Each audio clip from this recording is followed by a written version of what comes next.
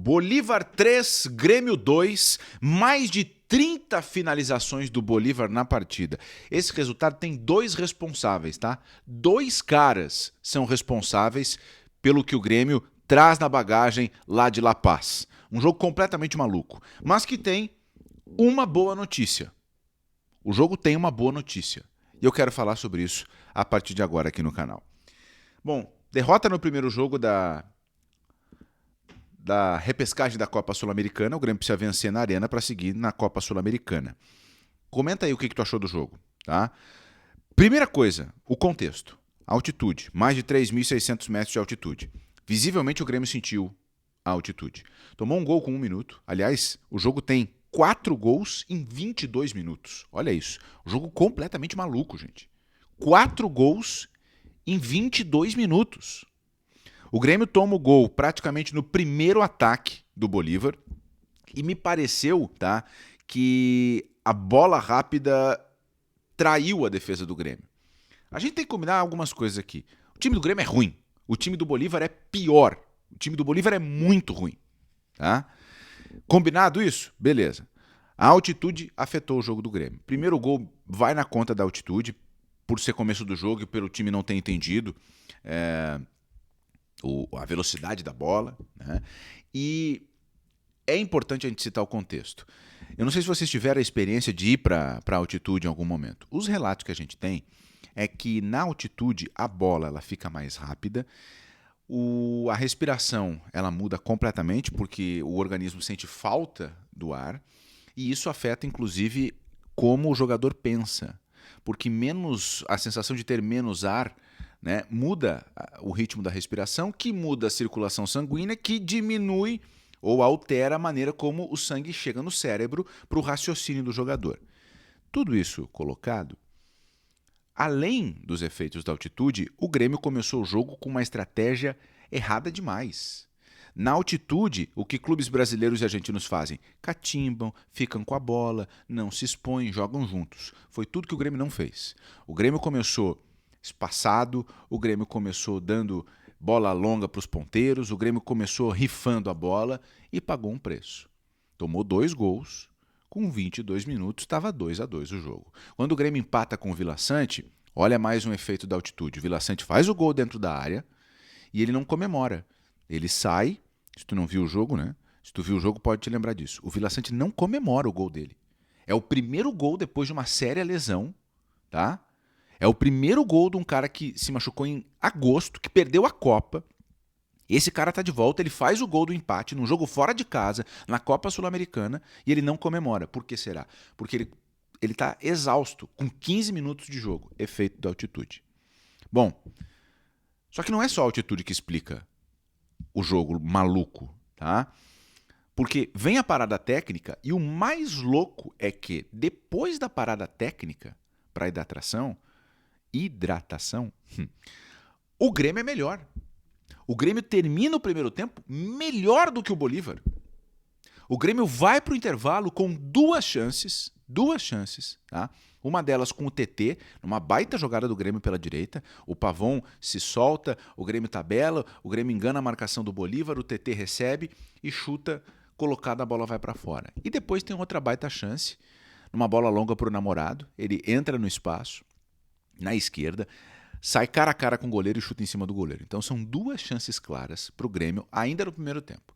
E, além das 2 chances claras, tem uma bola na trave do Pavon. Ele cobra um escanteio na esquerda, a bola volta para ele e ele chuta lá da ponta esquerda da área e ela acerta o travessão, num chute com efeito. Então vejam, o Grêmio termina o primeiro tempo com 2 chances claras para fazer gol, tá? E uma bola na trave. Só que aí vem o segundo tempo.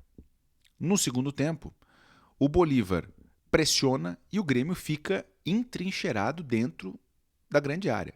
Quase como a Inglaterra contra a Argentina no final do jogo da Copa. Quase. E vamos parar por aí na comparação dos jogos, né? Por favor. Tá? A pressão do Bolívar é muito grande, é muito grande, é muito grande. O Bolívar chega a marcar o terceiro gol e esse gol é anulado por impedimento. Aí o Grêmio tem uma chance incrível com o Enamorado e o Enamorado perde a chance, e na jogada seguinte, praticamente, o Bolívar faz o 3-2. E a partir do 3-2, o Bolívar tem muito mais chances. O Bolívar chuta de fora da área e chega à marca de 31 finalizações no jogo. 31 finalizações. Esse número aqui, gente, ele mostra, mais uma vez, a altitude fazendo o efeito, né? E eu não posso aqui ser definitivo com algumas avaliações. Por exemplo, o Pedro Gabriel, o Pedrinho, lateral esquerdo, ele foi muito mal no jogo. Muito mal no jogo. Tá? Um jogo assim, cara, não é uma atuação de quem está no profissional. Mas aqui claramente ele sentiu a altitude. E ele sentiu o ritmo que o Bolívar impôs ao jogo.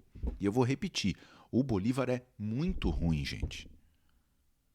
O Bolívar é um time muito ruim. Outra atuação que ficou na conta assim, de quem não foi bem, Pavon. Pavon não fez um bom jogo. O Luiz Eduardo não fez um bom jogo. Tá? O Vila Sante, até onde ele conseguiu, ele fez uma boa partida. E já já vou falar da boa notícia. Tá? Mas eu quero dizer que o Grêmio ele termina o jogo com uma bola na trave, com o Everton fazendo 4 defesas milagrosas. E aqui eu já digo, os dois responsáveis pelo resultado são o Everton e a Namorado. Os dois responsáveis diretos por Bolívar 2, Grêmio 3 são o Everton e a Namorado. O Everton por fazer 4 grandes defesas, salvando o Grêmio de tomar mais do que 3 gols na altitude. Tá? Se o Grêmio toma mais de 3 gols, se o Grêmio toma 2 gols de diferença, a missão para reverter o confronto seria muito difícil na arena. Porque o Bolívar vai se defender, vai catimbar, o Grêmio não é um time com muita qualidade, ou não é um time pronto, ia ter muita dificuldade. Então as defesas do Everton foram fundamentais, foram decisivas. E o outro responsável é o Enamorado. O Enamorado perde 2 gols inacreditáveis, um no primeiro tempo e outro no segundo tempo, cara a cara com o goleiro. O segundo gol, se tu não viu ainda, vai procurar na internet o lance. É inacreditável, ele entra sozinho e ele não consegue chegar a tempo da bola para desviar e fazer o gol. Então os dois responsáveis diretos pelo placar são o Everton pelas defesas e o Enamorado pelos gols perdidos. E esse jogo é maluco. Bolívar 3, Grêmio 2 é um jogo maluco, porque o Bolívar poderia ter ganho por 5-2 e o Grêmio poderia ter ganho por 4-2. É uma loucura o jogo. A gente tem que combinar, são 2 times limitados. O Bolívar é muito ruim, eu vou repetir, muito ruim. E mesmo assim, o Grêmio criou chances, o Grêmio teve chances, o Grêmio criou oportunidades. E aquilo que eu considero que é a boa notícia, tá? A boa notícia é o TT.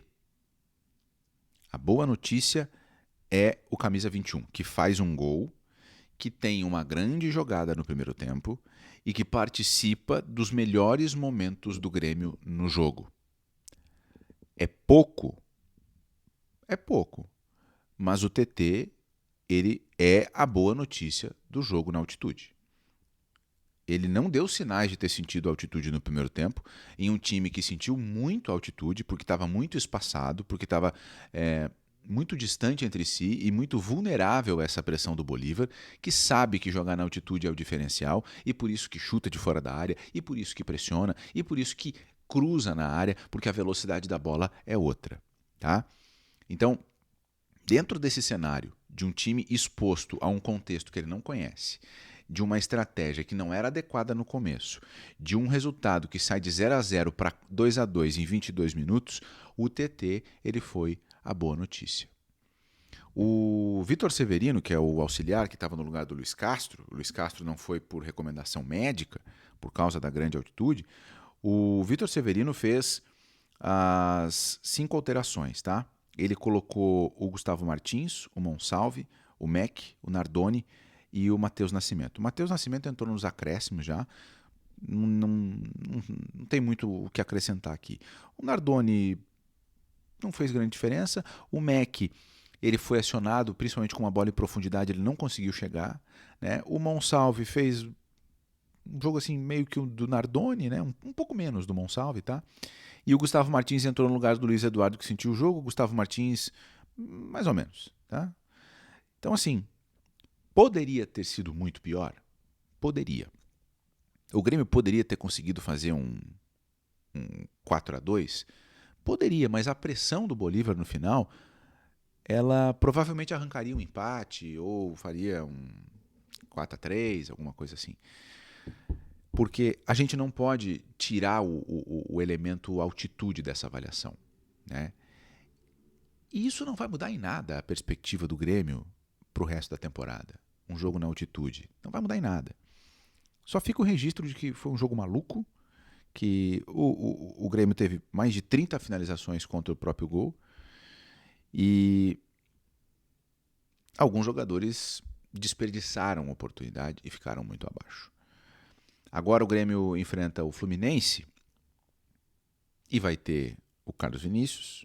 Tem que ver se o Amuso volta. Mas entre os 23 e os 40 e poucos do primeiro tempo, 45, 46 do primeiro tempo, o Grêmio teve alguns bons momentos. O Grêmio conseguiu controlar o jogo. O Grêmio teve chances, né? Eu não estou dizendo que o Grêmio jogou bem demais, que o Grêmio merecia vitória. Não é isso que eu estou dizendo.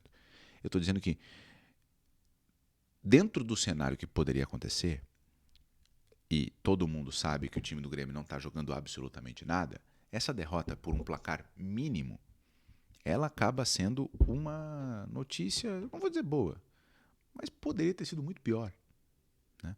Mas eu quero ler o teu comentário sobre o que tu achou do jogo, né? O que te pareceu a partida.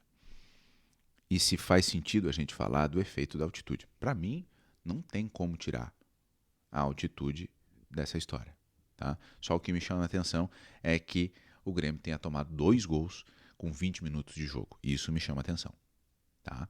Porque a gente vê outros times brasileiros, outros times argentinos jogando lá e resistindo de alguma maneira à altitude, tá? Bom, nessa sexta-feira tem o quadro Jeremias Responde aqui no canal, atendendo as perguntas que vocês mandam aqui na comunidade e também no Instagram. No sábado tem uma entrevista especial e a gente se encontra também em outros vídeos de notícias aqui, beleza? Um grande abraço, até o próximo vídeo. Tchau.